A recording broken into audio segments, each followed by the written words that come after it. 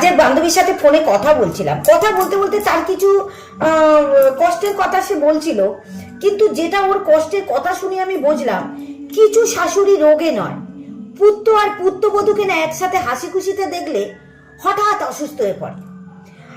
শুনে সেটা আমার মনে হলো সমস্যা কিন্তু শরীরের নয়, সমস্যা হচ্ছে ওদের শান্তিতে। কারণ কিছু মানুষ অন্যের সুখ দেখলে না ওষুধ নয়, কি জানেন, অজুহাত খোঁজে। আর ওই দৃশ্যটাই এখন বাস্তবে খুব না স্বাভাবিক হয়ে গেছে। এই জন্য বলছি আপনারা ঘরের ছেলেকে যেরকম ভালোবাসছেন, একটু পুত্রবধূকে ভালোবাসুন, দেখবেন সংসারটা কিন্তু ঠিক আপনার ছেলের কিন্তু যেরকম চলবে পুত্রবধূরও চলবে।